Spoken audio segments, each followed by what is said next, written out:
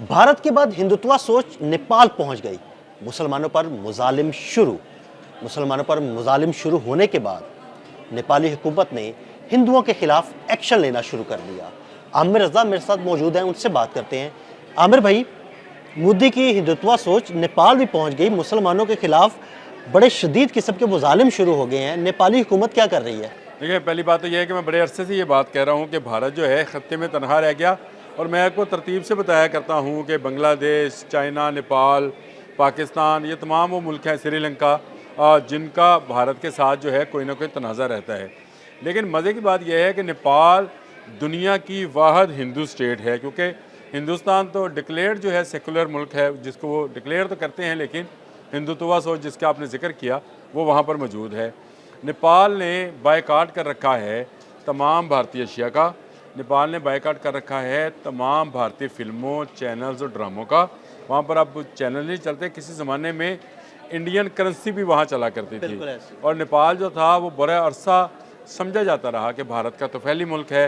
लेकिन वहाँ पर भी जब ये इंतहा पसंद हिंदुओं की सोच जो है वो दाखिल होती है, जिसका आपने जिक्र भी किया, हिंदुत्वा सोच, तो उनको समझ आया कि ये वो हिंदू नहीं हैं जो हिंदू धर्म के मुताबिक पूजा पाठ और अहिंसा की बात करें, यानी अमन की बात करते हैं। ये वो हिंदू हैं जो तशद्दुद पर यकीन रखते हैं, दहशतगर्दी पर यकीन रखते हैं। और नेपाल में रॉ जो है वो ज़्यादा एक्टिव है। नेपाल में रॉ ने कई ऑफिस बना रखे थे और यहाँ पर लोगों को ट्रैप किया जाता था। देखें, दुनिया की सबसे बड़ी चोटी माउंट एवरेस्ट जो है वो नेपाल में मौजूद है।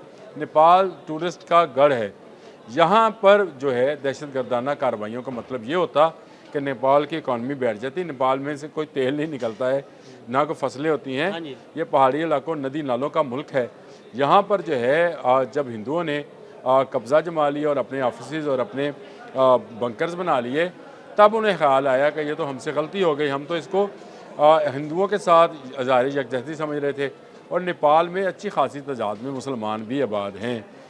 इन हिंदुओं पर जब ये प्रेशर आया भारत की तरफ से कि नेपाल के हालात और अमन को ख़राब किया जाए, तो इन्होंने मुसलमानों पर हमले शुरू किए। और हमले कहाँ पे किए? बरगंज एक इलाका है जी, सरहदी इलाका है, ये भारत और ये भारत की सरहद के साथ मिलता है और काठमांडू से ये चंद मील के फासले पर है। और यहाँ से एक रास्ता भारत भी निकलता है। मैं यही कह रहा हूँ, ये सरहदी इलाका चूंकि है तो सरहदी इलाका है, राहदारी बनी है। और यहाँ पर बहुत सारे हिंदू जो भारत से आए और बसाए गए और यहाँ पर उन्होंने कारोबार और काम शुरू किया। उनके ज़रिए ही दहशतगर्दाना कार्रवाइयाँ शुरू की गई। और इसका असल हदफ मुसलमान नहीं है। मैं ये सिर्फ बताना चाहता हूँ कि यहाँ तशद्दुद करने का और दहशतगर्दी फैलाने का मकसद मुसलमानों को कुछ कहना नहीं था। असल में नेपाल गवर्नमेंट को सबक सिखाना जो है, काठमांडू गवर्नमेंट को सबक सिखाना जो है वो ज़रूरी था। क्योंकि दुनिया भर की सियाहत ख़त्म हो जाए अगर किसी मुल्क में दहशतगर्दी। लेट्स से आप अफ़गानिस्तान देख लें। अफ़गानिस्तान में तालिबान ने या तालिबान से पहले रजीम ने दहशतगर्दी को प्रमोट दिया। आप मुझे बताएं वहाँ टूरिस्ट वैल्यू या टूरिस्ट रेशो कितना है? तकरीबन ख़त्म हो गया। तो नेपाल की इकॉनमी तो बेस्ड ही ऑन टूरिज़्म थी। नेपाल में लोगों का जाना सिर्फ इसलिए था कि वहाँ पे माउंट एवरेस्ट है, यानी दुनिया की सबसे बड़ी चोटी, कुराकोरम वन जो है वहाँ पर मौजूद है। दुनिया की बहुत सारी अहम चोटियाँ, अच्छी बात की आपने। और ऐसे मैदानी और इलाके मौजूद हैं जिनकी खूबसूरती जो है देखने लायक है। अगर आप इस वीडियो में वो चलाएं तो आपको नज़र आएगा कि नेपाल एक हरा भरा और खुशहाल मुल्क नज़र आता है। लेकिन वहाँ पर पहुँचने वाले हिंदुओं ने वहाँ पर ये नहीं देखा कि ये दुनिया की वाहिद हिंदू स्टेट है, उसके अंदर दहशतगर्दी शुरू करा दी। क्योंकि नेपाल को ये बात समझ आ गई और उसने उसकी करेंसी को बंद किया। नेपाल ने वहाँ पर हिंदुओं को निकलने का हुक्म दिया, जिसके बाद से ये दहशतगर्दी शुरू की गई। और इसका निशाना बरगंज के इलाके में एक मुस्लिम मस्जिद को बनाया गया।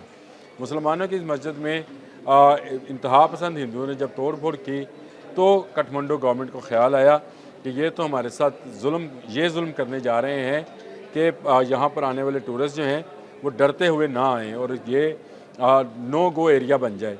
इसको ख़त्म करने के लिए काठमांडू गवर्नमेंट ने ना सिर्फ कर्फ्यू का नफाज किया बल्कि इंतहा पसंद हिंदुओं को देखते ही गोली मारने का आर्डर दिया। ये बहुत बड़ा ऑर्डर है।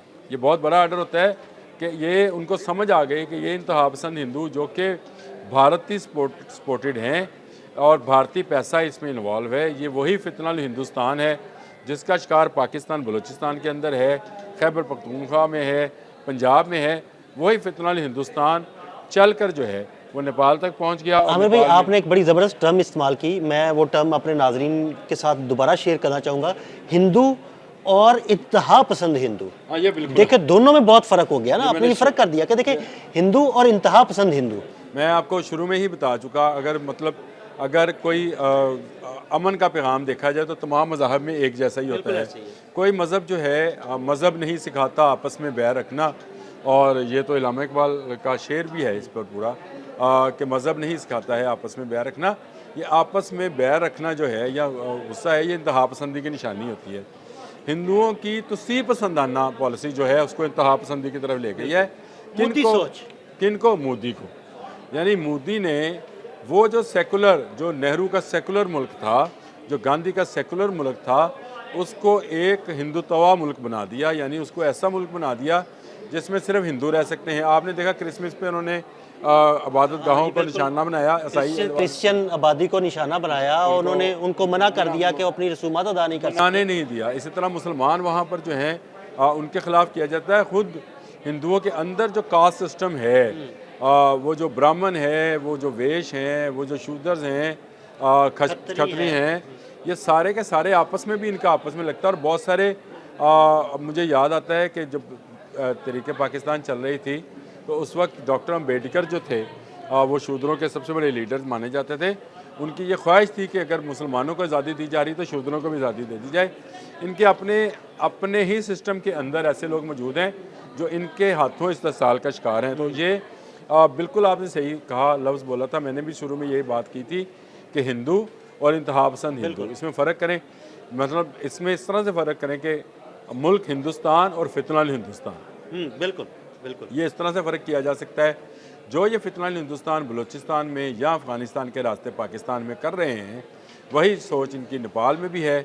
और नेपाल पर भी ये कब्ज़ा जमाना चाहते हैं और चाहते हैं कि नेपाल को एक इंडिपेंडेंट मुल्क की बजाय अपनी स्टेट बना लिया जाए। और उसी के लिए अब वहाँ पर रहने वाले मुसलमानों के लिए ज़िंदगी को जीर्ण किया। इनका ख्याल ये था कि काठमांडू गवर्नमेंट जो है इंतहा पसंद हिंदुओं के ख़िलाफ़ कोई इकदाम नहीं करेगी, क्योंकि यहाँ अक्सरियत जो है हिंदुओं की है। लेकिन मैं बता दूँ कि जो नेपाली गवर्नमेंट है उसने बेहतर फ़ैसला ये किया। बाकी इसका क्रेडिट जाता है नेपाली गवर्नमेंट, बिल्कुल जाता है कि उन्होंने ये नहीं सोचा कि ये इनका मज़हब या धर्म, मज़हब तो नहीं, धर्म इनका हिंदू है, हिंदुज़म है, तो ये इनको बख्श दिया जाए या इनको जुल्म करने दिया जाए। उन्होंने फौरी तौर पर ना सिर्फ कर्फ्यू नाफिज किया बल्कि शरपसंदों को देखते ही गोली मारने का भी हुक्म दिया।